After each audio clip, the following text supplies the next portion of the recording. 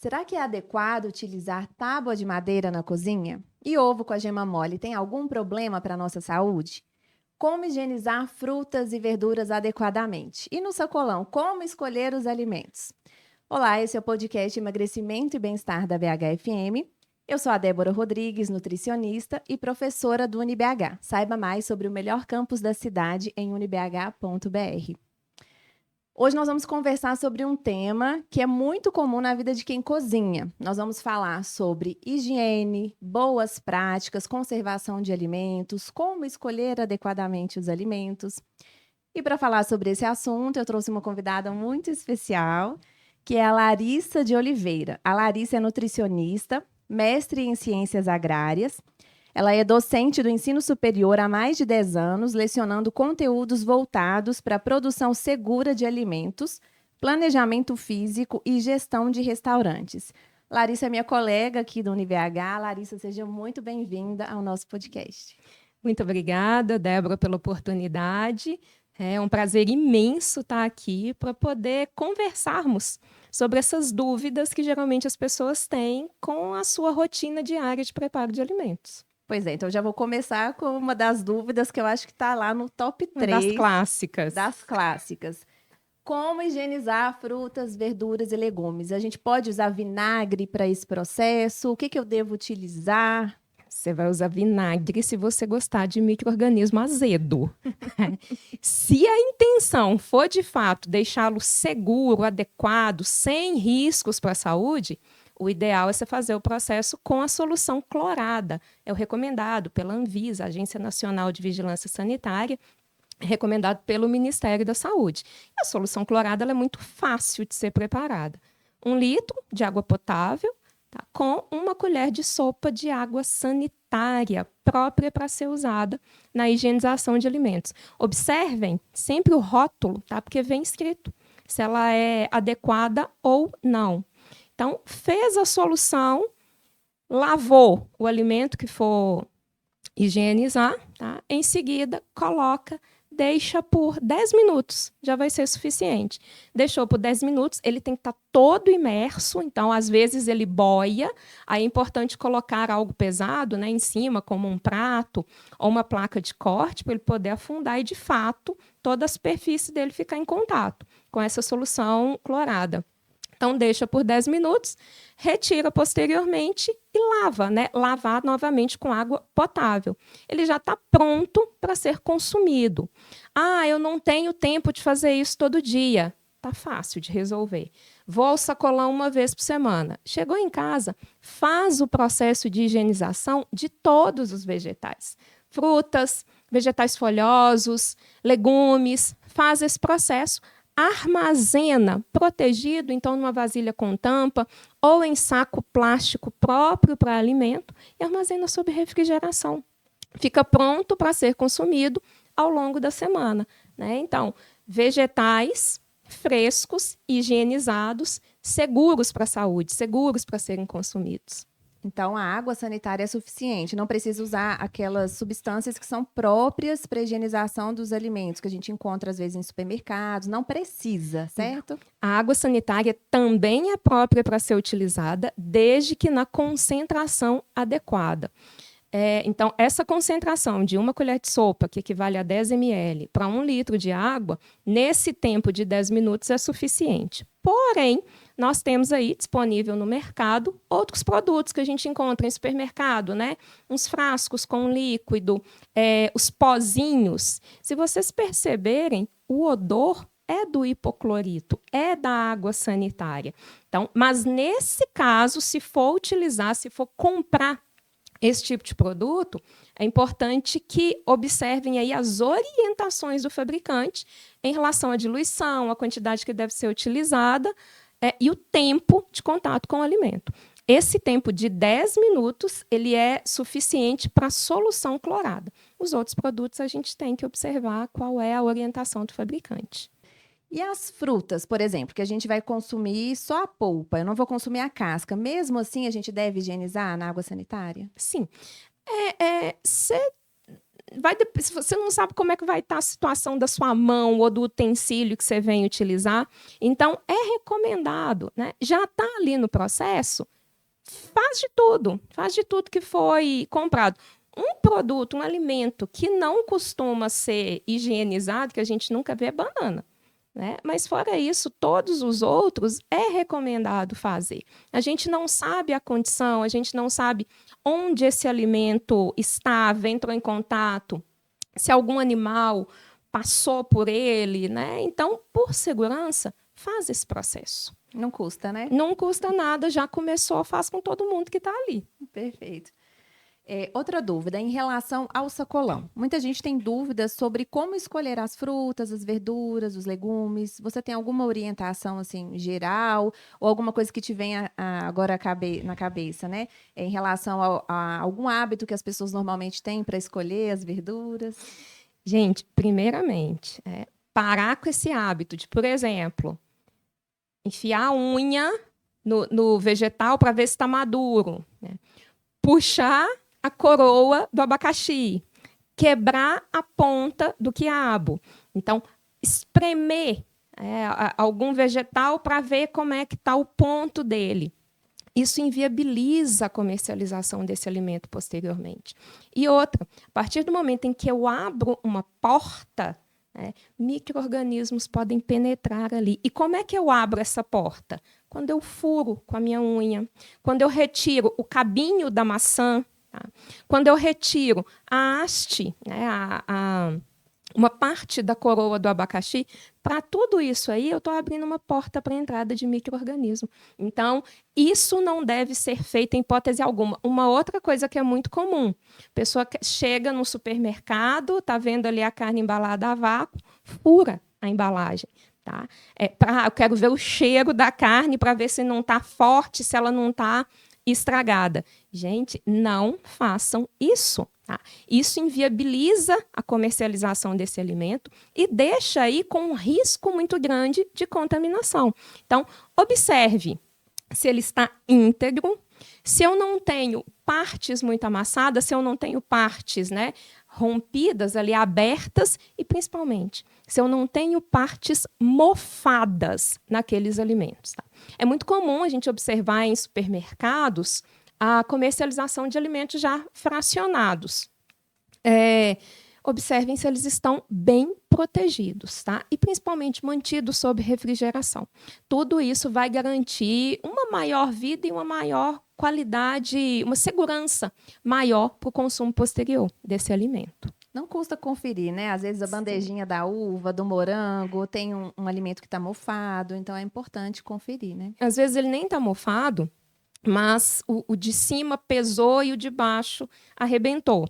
Isso vai dar um cheiro, né, de azedo em todo o restante do produto e facilita também essa questão da formação de fungos, de mofo, no produto que estiver por baixo. E mofo, a partir do momento em que eu encontrei, eu preciso descartar ou toda a caixinha de uva, ou todo o mamão, ou qualquer outro produto. A laranja, o tomate, não tem essa de arranco o pedaço, tá? E vou consumir o restante. Não. Ainda existe um risco por causa da característica dos fungos. Tá? Então, nada disso.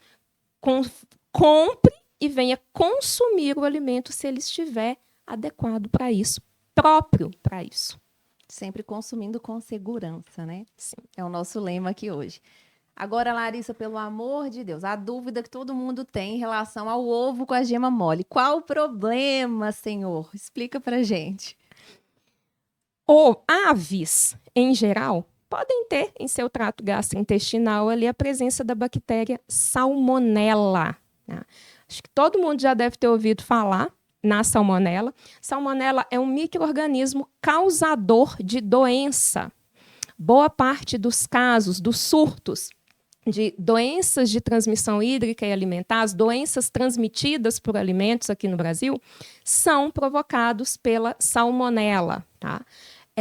Então, qual é a boa notícia? Tá? Salmonela é destruída com calor. Qualquer calor, qualquer temperatura, Não. Eu preciso, para eu ter garantia, para eu ter segurança, no caso específico do ovo, qual é o momento? Como é que eu sei que eu não tenho esse micro-organismo presente ali dentro? Se o meu ovo tiver com a gema dura, tá? Ah, mas eu sempre consumi ovinho com gema mole desde criança. Deu sorte, tá? Ou talvez em algum momento da vida, né, tenha passado aí uns apertos, uns perrengues, uns desesperos, não percebeu ou não associou ao consumo de ovo com gema mole. Então, é um grande risco. A má notícia, ovo com salmonela, ele não tem identificação. Então, a gente não pode correr esse risco, tá? E não é só ovo de galinha.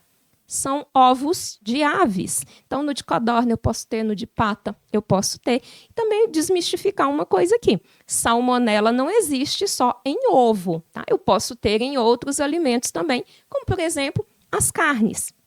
E, nesse caso, a gente reforça. Nada de carne mal passada, tá? A própria Vigilância Sanitária, a Agência Nacional de Vigilância Sanitária, ela recomenda o consumo de produtos muito bem passados, muito bem cozidos em seu interior e não por fora. Não é só a casquinha durinha, crocante. Não, tem que estar no centro geométrico do produto, no centro, no meio daquele alimento. Pensando em carnes, como é que eu sei? Se ela está vermelhinha ainda no meio, não está segura. Tá? Ela precisa estar com a coloração amarronzada no centro. É uma garantia que a gente vai ter para consumir o alimento e viver em paz. Os churrasqueiros vão ficar bravos com você. Vão, muita gente vai falar, então o boi morreu à toa, tá? Mas eu preciso pensar em segurança, até como profissional eu preciso pensar em segurança. Ah, mas eu sempre fiz assim? Ok, você não pode colocar a vida de outras pessoas em risco. Quem tem restaurante, né, é muito comum isso. Você não pode. Se você quiser colocar a sua vida em risco, não recomendo. Tá? Mas colocar a vida dos outros, aí já é um problema de saúde pública. Então, vamos para a próxima polêmica. Madeira na cozinha. Quais são os riscos da gente utilizar tábua de madeira, colher de madeira, enfim? Vou te falar uma coisa. Existe um documento da Agência Nacional de Vigilância Sanitária, né, a RDC 216, e outros documentos, que falam que utensílios dentro de cozinha precisam ser lisos, laváveis e impermeáveis. Madeira entra? Não. De jeito nenhum. Tanto que ela muda de cor muito rapidamente. A gente compra ali na tonalidade amarelada e em muito pouco tempo ela já mudou de cor, ela já está num tom marrom, às vezes até preto. Exato. Então, a madeira não é adequada, nem mesmo para ser cabo, tá? Cabo de panela, alça de copo, onde o pessoal ferve água, ferve leite, cabo de faca, madeira dentro de cozinha não é permitido. E hoje a gente já tem uma infinidade aí de opções de equipamentos, ou todos, né, em metal, ou com cabo plástico, a tábua, a placa de corte em plástico, que a gente compra com preço muito acessível. Então, substituir, e mesmo que seja de plástico, mudou de cor, começou a apresentar muita ranhura escura, troca. Substitui, tá? Aqueles traços escuros ali já mostram que existe um crescimento microbiano. Eu já tenho bactérias e outros micro-organismos, outros micróbios desenvolvendo aquilo ali. E pode contaminar o meu alimento. Às vezes, o meu alimento que já está pronto para ser consumido, como uma carne assada que eu venha fatiar, ou o vegetal que eu higienizei lá atrás. Vou usar, ele está higienizado, ele está seguro, mas aí eu pego uma tábua de madeira, tá? Que eu não tenho garantia nenhuma ali, vou fatiá-lo, desfiz todo o serviço, todo o cuidado que eu tive, vai por água abaixo. Então, nada de madeira, nada. Tá? Inclusive, superfícies, né? Nada. O móvelzinho. A colher de madeira que vovó usava para fazer doce, esquece. Coloca num quadro dentro da cozinha, né? Guarda como lembrança de vovó, mas não utilize para cozimento de alimento, para porcionamento de alimento, para nada disso. Ótimo. E congelamento, Larissa? Tem algum alimento que não pode ser congelado de jeito nenhum? Vegetais folhosos, né? Alface, repolho, almeirão, couve, acelga, enfim, esses vegetais folhosos, eles não podem ser congelados, porque quando a gente descongela, eles já estão escuros e também murchos. Eles já perderam toda a característica. Geralmente, os folhosos costumam ter uma crocância, né? Uma coloração, um sabor próprio. E quando eu congelo esses alimentos, esses vegetais, essas folhas, no descongelamento, eles perdem todas as características. Eu não consigo utilizá-lo em nenhum tipo de preparo. Então, folhas não podem ser congeladas.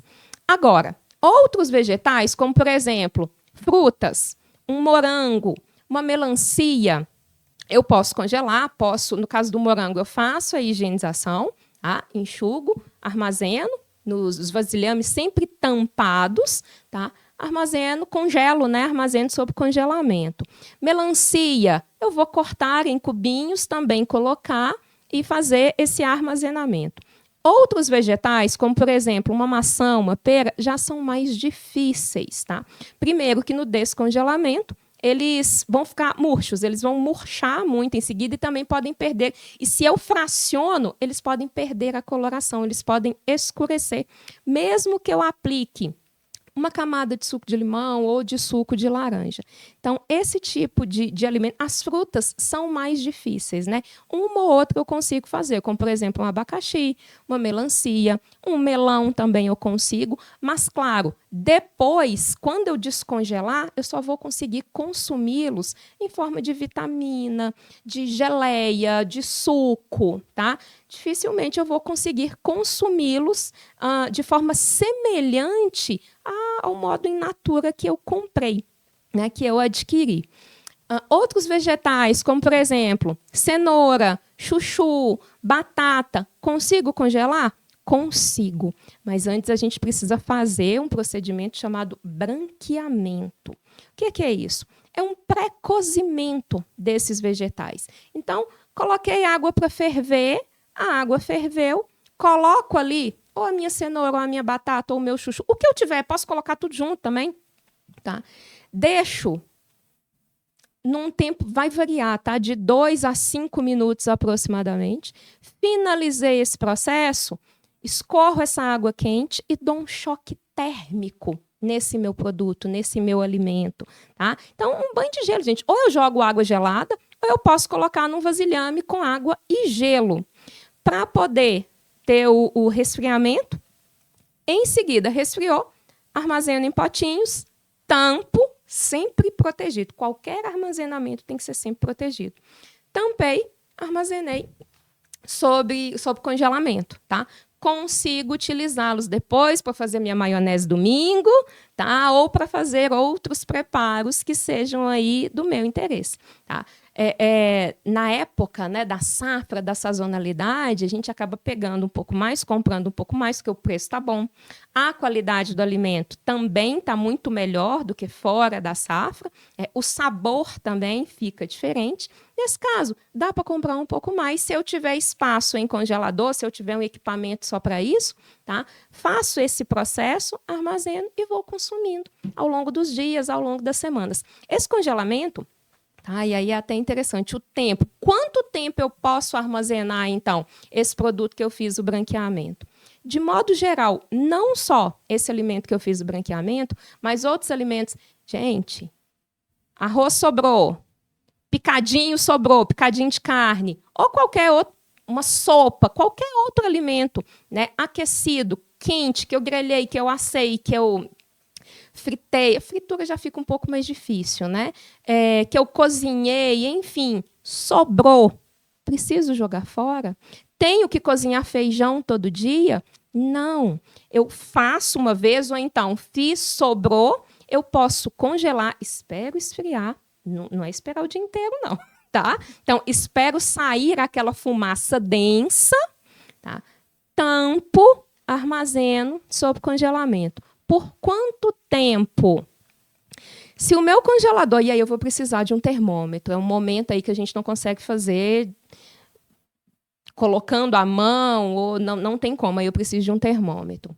Se o meu equipamento, se o meu congelador tiver numa temperatura de menos 18 graus, eu consigo armazená-lo por até 30 dias. Agora, se o meu equipamento, se o meu congelador for top e tiver aí calibrado, verificado e tudo mais, se ele tiver na temperatura de menos 23 graus, que aí é bem mais frio, consigo armazenar por até 3 meses, 90 dias. Então, é bastante tempo, não é desejável que permaneça, né? Porque muda cor, muda gosto, pega aquele, o que a gente chama de gosto e cheiro de geladeira, que ninguém tem interesse. Então, faça em quantidades menores para poder consumir dentro de, no máximo, 30 dias. E tem uma questão. Descongelei. Posso congelar novamente? Não. Então, se eu for congelar, eu coloco em porções suficientes para eu retirar ali uma porção, 2 porções toda vez que eu vier a cozinhar. Descongelei, eu não recongelo. Por quê? Primeiro, gente, uma coisa que é muito importante. Frio não mata. O que mata é calor, tá? Então, eu guardei no congelador.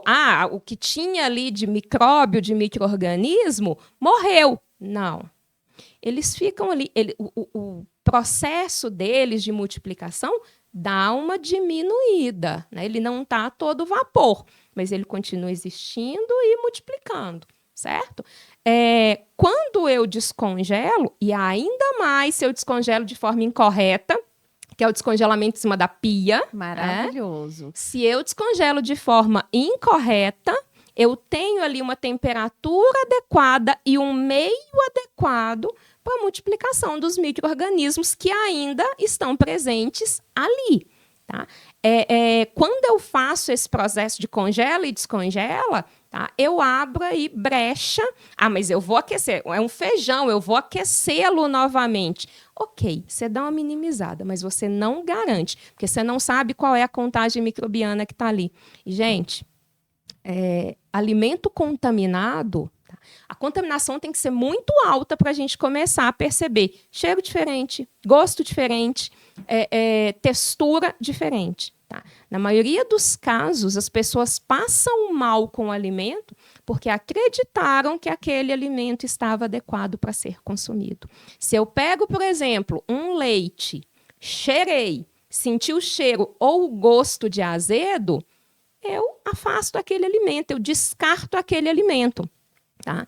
Só que, na maioria das vezes, como eu falei, o alimento tem cor dentro do esperado, cheiro e sabor e textura dentro do esperado. Tá?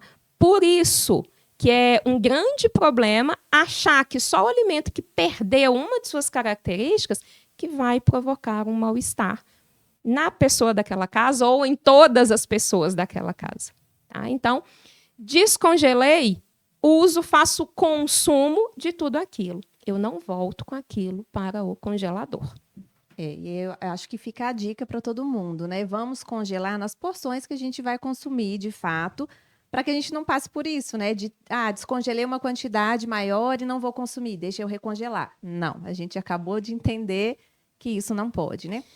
E só uma coisa, pensar aí no arroz e no feijão, que é algo que a gente consome, né? Boa parte das pessoas consome diariamente, eu não preciso fazer todo dia e fazer e congelar.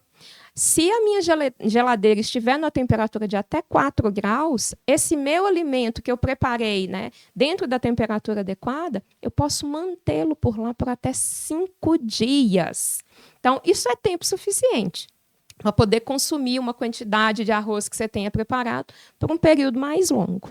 Tá? Eu acho que essa sua resposta já casa com a minha última pergunta, que é sobre quem cozinha em casa, né? Assim, se você teria alguma dica para a pessoa se organizar e consumir alimentos com segurança. Eu acho que essa já é uma primeira dica, né?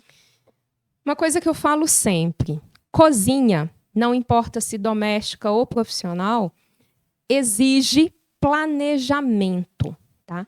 Por quê? Uma cozinha sem planejamento é uma cozinha em que eu atropelo os processos, porque eu não tenho tempo. É uma cozinha em que eu preparo muito além do que eu tenho condições, ou a minha família tem condições de consumir dentro de um período curto. Eu acabo comprando muito além, né? E deixando um alimento vencer, ou um alimento estragar, um alimento perder, se eu for pensar em vegetal, ou mesmo numa carne, e a gente está num momento de preços muito altos e recursos escassos. Então, cozinha é planejamento. Façam um planejamento que seja semanal do que vai ser consumido. Se possível, criem um cardápio ou criem possíveis preparos que possam ser elaborados ali ao longo da semana. E com essa relação de preparo, com essa lista de preparo, vá ao supermercado, vá ao sacolão. Ao sacolão, principalmente, se possível, vá mais vezes. Por quê? Alimentos frescos, posso pegar promoções, pode ter reposição de alimento ali que seja interessante. Então, vá mais vezes, pegue os alimentos mais frescos, lembrar, estejam íntegros e não tenham ali a presença de mofo, a presença de fungo, tá? E faça o preparo de acordo com a condição de consumo dentro de um determinado período. Então, primeira coisa dentro de cozinha, planejamento. Se eu tenho planejamento, eu descongelo dentro, de forma adequada, colocando na geladeira, mas para isso eu preciso saber o que eu vou consumir, quando eu vou consumir, para saber que dia que eu tenho que tirar, o tanto que eu preciso tirar. Então, cozinha é planejamento. A partir do momento em que eu estabeleço uma rotina, que seja, pega um dia no fim de semana, ou um dia de folga aí, para poder preparar os alimentos de forma adequada, consumir alimentos mais frescos, tá?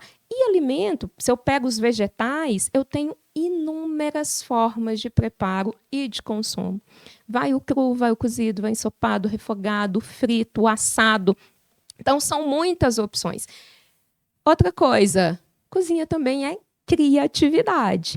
Além do planejamento, eu posso pensar, eu comprei a cenoura para fazer uma salada, mas eu cansei de salada de cenoura. O que eu posso fazer?